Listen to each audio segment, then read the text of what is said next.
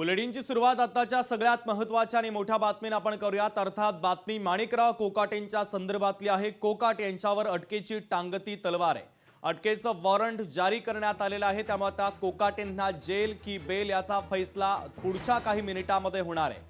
थोड्याच वेळात हायकोर्टामध्ये एक महत्त्वाची सुनावणी आहे। त्यांनी शिक्षेला स्थगिती देण्यासाठी तातडीची याचिका दाखल केलेली आहे आणि या याचिकेच्या संदर्भात कोर्ट कशा पद्धतीचा निकाल देतं हे पाहणं तितकंच महत्त्वाचं असेल। तर आता दिलासा मिळवण्यासाठी कोकाटे हायकोर्टामध्ये गेलेले आहेत।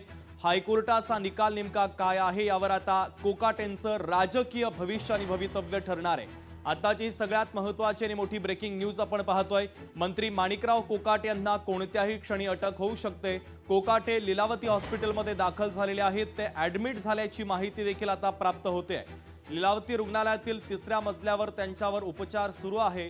दुसरीकडे आता पुढच्या काही मिनिटातच हायकोर्टामध्ये महत्त्वाची आणि तातडीची सुनावणी पार पडणार आहे। या सुनावणीच्या माध्यमातून कोर्ट काय निकाल देतं, काय फैसला करतं हे पाहणं देखील तितकंच महत्त्वाचं आहे। तर माणिकराव कोकाटेंच्या संदर्भातली आताची सगळ्यात महत्त्वाची आणि मोठी ब्रेकिंग न्यूज आपण पाहतोय। अटकेचे आदेश पारित झालेले आहेत। त्यांनी त्वरित पोलिसांसमोर शरण जावे किंवा पोलिसांनी त्यांना अटक करावी असे न्यायालयीन आदेश पारित झालेले आहेत। कलम 418 CRPC अन्वये मेहरबान कोर्टाने उचित कारवाई पूर्ण केलेली आहे। कोकाटे साहेबांच्या माझे वकील मित्रांनी नमूद केलं की हे स्वतः कॅबिनेट मंत्री आहेत, त्यामुळे न्यायालयाने याचा विचार करावा। तर न्यायालयाने स्पष्ट निरीक्षण नोंदवलेलं आहे की कायद्यापुढे सर्व लोक समान आहेत। मग तो सामान्य नागरिक असो, मंत्री असो अथवा कोणत्याही व्यवसायामधला नागरिक असो।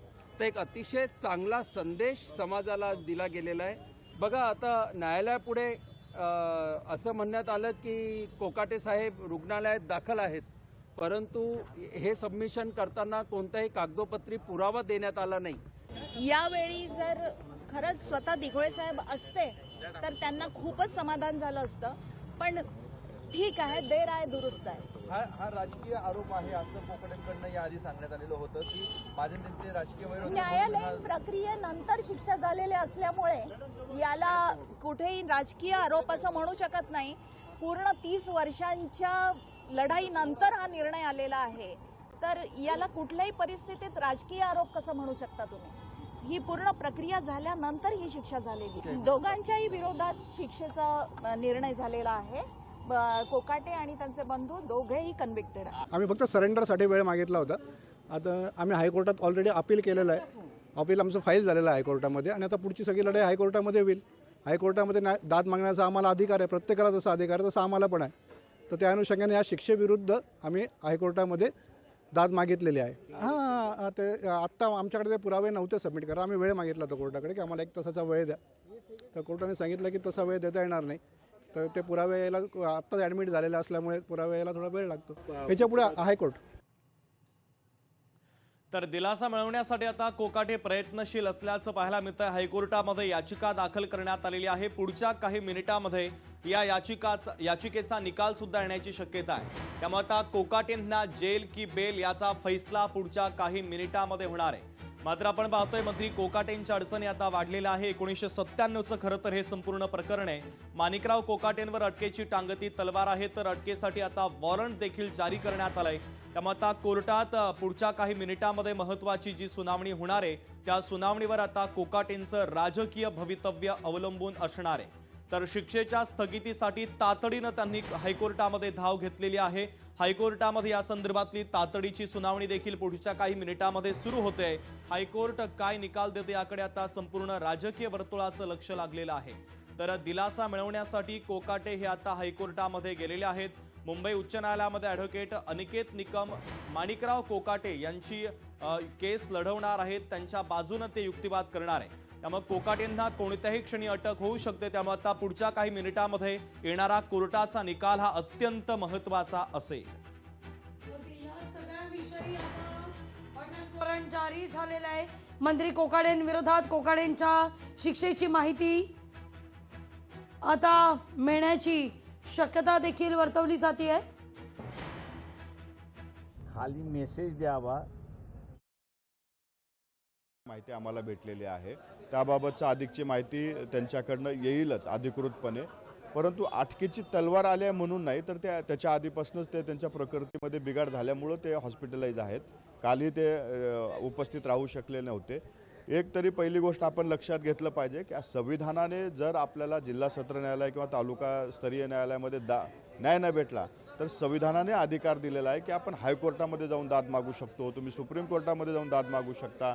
आणि ती अधिकार असताना सुद्धा काही लोक जाणीवपूर्वक या प्रकरणाला एक वेगळं वळण देणे किंवा या प्रकरणाचा राजकीय पोळी भाजून कशी घेणे हे प्रकरणं चालू आहेत. आम्ही माणिकराव कोकाटे साहेबांच्या बाबतीत त्यांचे वकील हायकोर्टामध्ये भूमिका मांडतील आणि आम्हाला पूर्ण विश्वास आहे की या संकटातून कोकाटे साहेब बाहेर येतील. कारण त्यांचे वकिलांकडे कुठंतरी मला वाटतं जिल्हा सत्र न्यायालयामध्ये बाजू मांडत असताना कमी पडले असेल, परंतु हायकोर्टाचे जे आमचे वकील आहेत ते वकील पूर्णपणे भक्कमपणे बाजू मांडून त्यांना या संकटातून सुखरूपपणे बाहेर काढतील.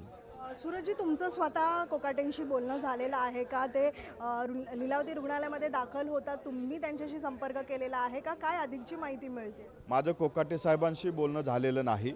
माझं त्यांच्या टीमसोबत बोलणं झालं होतं, मी माहिती घेतली. ते लवकरच आपल्या सर्वांशी संवाद साधणार आहेत. लवकरच या प्रकरणाबद्दल सविस्तर माहिती सांगणार आहेत. कशा पद्धतीनं राजकीय हेतूनं प्रेरित होऊन 30 वर्षापूर्वीचं प्रकरण आज निवडणुकीच्या तोंडावरती काढलं जातं आहे आणि कशा पद्धतीनं राष्ट्रवादी काँग्रेस पक्षाला टार्गेट केलं जातं आहे हे त्या ठिकाणी ते मांडणार आहेत आणि मला विश्वास आहे की ते लवकरच आपल्याशी संवाद साधतील. हायकोर्टामध्ये तातडीची सुनावणी घेण्याचा प्रयत्न सुरू आहे. एकीकडे ती सुनावणी सुरू असताना दुसरीकडे अजित पवारांशी काही संपर्क झालेला आहे का? दादांची काय नेमकी भूमिका आहे या सगळ्यावरती? दादांची भूमिका ते लवकरच आपल्या माध्यमासमोर मांडतील. दादा हे आमचे सुप्रीमो आहेत, ते या ठिकाणी भूमिका मांडतील. सर्व प्रकरणाची माहिती घेतल्याच्या नंतर अजितदादा या प्रकरणावरती नक्कीच बोलतील. निश्चितच हे सगळं घडत असताना एकीकडे माणिकराव कोकाटेंचं मंत्रिपद धोक्यात असल्याचं सांगितलं जातंय, तर दुसरीकडे धनंजय मुंडे हे दिल्ली दौऱ्यावरती आहे आणि तिथे भाजपच्या वरिष्ठ नेत्यांची म्हणजेच NDAच्या सगळ्या श्रेष्ठींची त्यांनी भेट घेतलेली आहे. त्यांच्या पुन्हा एकदा मंत्रिमंडळामध्ये वापसी येण्याचे प्रयत्न सुरू असल्याचं सांगितलं जात आहे. बघा, मला वाटतं मुंडे साहेब जे दिल्लीला गेले ते पूर्णपणे त्यांच्या मतदारसंघाचा विषय असेल किंवा वेगळे विषय असतील, या प्रकरणाचा आणि त्या प्रकरणाचा काही संबंध दुरान्वय नसावा असं माझं मत आहे. परंतु याबाबतचा मंत्रिमंडळामध्ये कुणाला घ्यायचं कुणाला काढायचं हा निर्णय आणि सर्वस्व अधिकार हा अजितदादा पवार यांना आहे. अजितदादा जो निर्णय घेतील तो पदाधिकारी कार्यकर्ते नेते यांना सगळ्यांना मान्य असतो. त्यामुळं हे प्रकरण आणि त्यांचं जाणं हे कुठंही मला वाटते कनेक्ट होत नाही. आत्ताचा याला कुठलाही राजकीय अर्थ काढू नये अशी आपल्याला विनंती आहे. याबाबतचा जो कोकाटे साहेबांच्या बाबतचा जो काही निर्णय आहे ते पहिलं तरी आपल्याला हायकोर्टामध्ये आम्हाला आमची बाजू भक्कमपणे मांडायची. हायकोर्टाच्या निकालाच्या नंतर अजितदादा जे काही निर्णय घेतील ते कोकाटे साहेबालाही मान्य असेल किंवा इतरांना मान्य करावं लागेल, परंतु आम्हाला आमची बाजू मांडण्याचा अधिकार जसं संविधानाने दिलेला आहे ते मांडतील. 2 दिवसापासून ते नॉट रिचेबल आहेत सूरजजी. खरं तर ह्या सगळ्यानंतर ते लीलावतीमध्ये जाऊन ॲडमिट होत आहेत, बरं नसल्याचं सांगितलं जाते, त्यामुळे अनेक वेगळ्या चर्चांना उधाण आलेलं आहे. ह्या सगळ्याकडे तुम्ही कसं पाहता? नाही, एक तरी तुम्ही वाक्यरचना थोडीशी बदलावी अशी विनंती आहे माझी. ते ॲडमिट झाले आहेत असं नाही, त्यांच्या प्रकृतीच्या कारणामुळं त्यांना ॲडमिट करावं लागलं असं त्यांचं म्हणणं आहे, डॉक्टरांचं म्हणणं आहे. कारण मला वाटतं एखाद्याचे संकटात एखादी व्यक्ती असेल तर त्याच्यावर प्रश्नचिन्ह करणं चुकीचं आहे. आपण त्यांच्या प्रकृतीची माहिती घेतल्याच्या नंतर त्याच्यावर बोलणं उचित राहील. कारण डॉक्टर असंच कुणालाही ॲडमिट करून घेत नाहीत, कारण तो पूर्णपणे त्यांचा वैद्यकीय क्षेत्रातला भाग आहे. परंतु माझं एवढंच म्हणणं आहे की कोकाटे साहेब त्यांची बाजू भक्कमपणे त्यांच्या वकिलाच्या माध्यमातून त्या ठिकाणी मांडतील आणि या प्रकरणातून बाहेर पडतील. सर्वांना एकच प्रश्न पडलेला आहे की कोकाटेंना नेमकं झालं काय आहे? डॉक्टरांचं काय म्हणणं आहे? नेमकी त्यांची प्रकृती कशामुळे बिघडलेली आहे? कोकाटे साहेबांचं जे काही मेडिकल रिपोर्ट्स आहेत ते स्वतः आपल्याशी संवाद साधत असताना त्या ठिकाणी सांगतील. आम्हीही त्याच्याबद्दलची माहिती घेतो. आमचा एवढाच प्रयत्न असेल की त्यांची प्रकृती चांगली लवकरात लवकर व्हावी आणि या प्रकरणी सुधारणा व्हावी, एवढीच आमची ईश्वरचरणी प्रार्थना आहे. निश्चितच खूप खूप धन्यवाद. तर एकीकडे आपण पाहतोय की माणिकराव कोकाटेंच्या वरती टांगती तलवार आकटीची असताना मात्र अटकपूर्व जामीन मिळावा यासाठी सत्र न्यायालयामधनं त्यांनी जी काही याचिका दाखल केली होती ही याचिका फेटाळून लावली आणि त्यानंतर आता उच्च न्यायालयामध्ये ते दाद मागणार आहेत. यासाठी अर्ज देखील त्यांनी दाखल केलेला आहे आणि दुपारहून ही याचिका जी आहे या याचिकेवरती तातडीनं सुनावणी होईल. तत्पूर्वी आपण पाहतोय की माणिकराव कोकाटे हे लीलावती रुग्णालयामध्ये दाखल झालेले आहेत. त्यांची तब्येत ठीक नसल्याचं सांगितलं जात आहे. मग पक्षाच्या वतीनं पक्ष नेमकी काय आता लोकशाही मराठी ऐका, पहा, जागरूक रहा.